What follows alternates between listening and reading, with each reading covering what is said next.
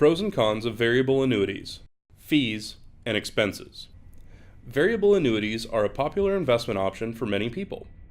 You may have read about them in the news, heard about them from your broker, or maybe even own one in your portfolio. But it's often difficult to discern the pros from the cons of variable annuities and whether or not they are right for you in your unique financial situation. Here are just a few pros and cons that can be important in determining if a variable annuity is right for you. One positive feature annuity salespeople often tout is a bonus credit. These credits are sometimes paid to investors to help offset annuity costs, especially when exchanging one annuity for another.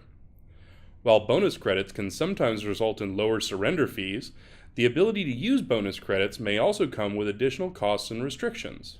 Likewise, since overall annuity fees can still be high even with bonus credits, the bonus credits in effect just make a negative feature slightly less negative.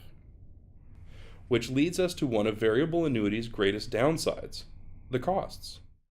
Variable annuities costs can be much higher than many other investment options, and may be much higher than you've been led to believe.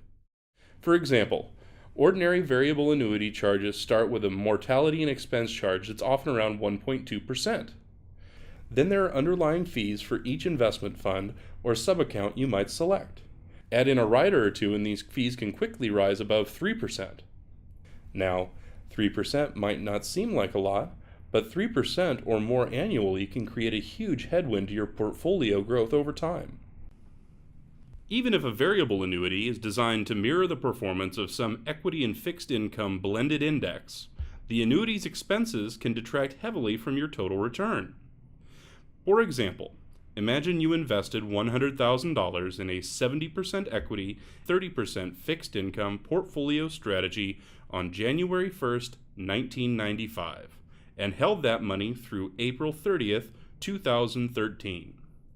Over that time period, your portfolio would have grown from your original $100,000 invested to over $358,000. Now, say you choose to use mutual funds to mimic the same 70%, 30% blended equity fixed income strategy over the same time period. Because of mutual funds' high fees, your initial $100,000 invested would only grow to around $310,000. With variable annuities, because of their often high fees, the return can be much worse. Of course, this example assumes hypothetical performance equivalent to the chosen index minus assumed expenses. As is always the case, your actual performance and expenses will vary. Now that we've seen how variable annuities' high expenses can eat into your portfolio's growth over time, what exactly are these expenses and how do they contribute to the overall cost of a variable annuity? This table breaks down annuities' expenses and the compounding effect contributed to underperformance over the time period in our previous example. From this, it's easy to see even a seemingly small 3% annual cost per year can really add up over time. As you evaluate whether variable annuities may be right for you, make sure you carefully consider whether these expenses are worth the potential benefits. We hope you found this information helpful.